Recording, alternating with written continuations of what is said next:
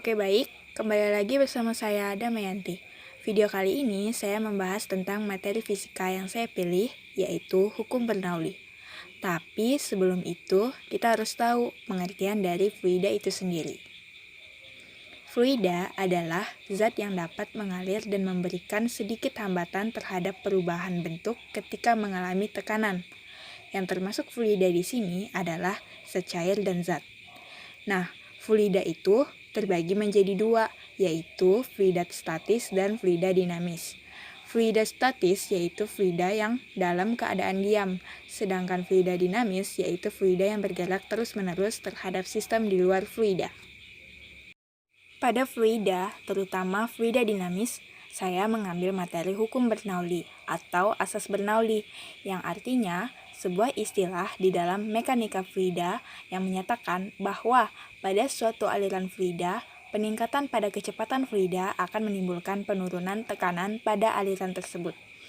Hukum Bernoulli menyatakan bahwa semakin besar kecepatan fluida, semakin kecil tekanan dan begitu juga sebaliknya. Semakin kecil kecepatan fluida, semakin besar tekanannya. Nah, ini dia.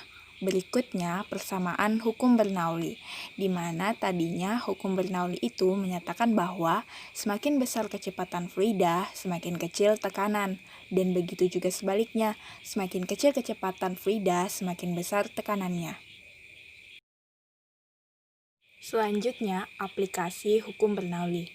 Aplikasi hukum Bernoulli ini sangatlah banyak, seperti peristiwa tangki berlubang, penampungan air, alat penyemprot, parfum atau obat nyamuk, karburator, venturimeter, tabung pitot, roket air, dan gaya angkat pesawat terbang.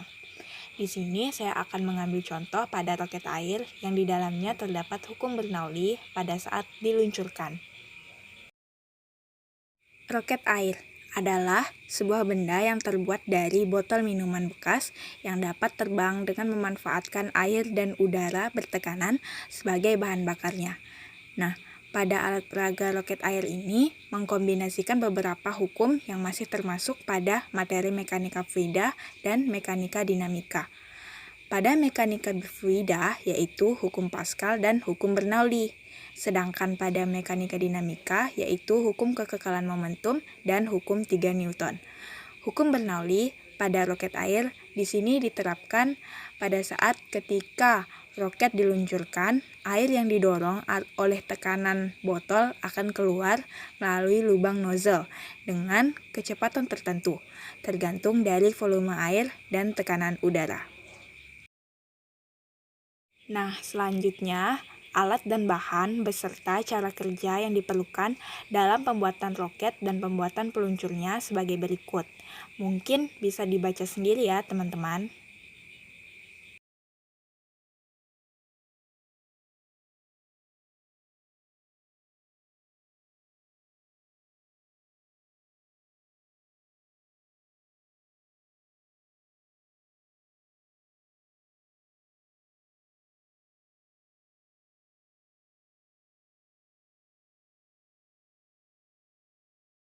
Nah, pada pembuatan roket ini susah-susah gampang ya teman-teman.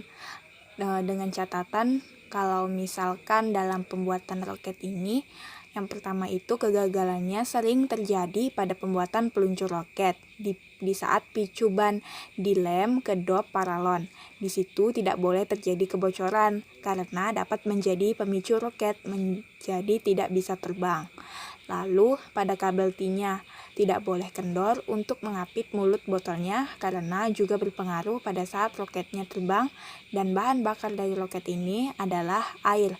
Jikalau kendor, maka air bocor dan habis dan tidak bisa terbang. Sekian.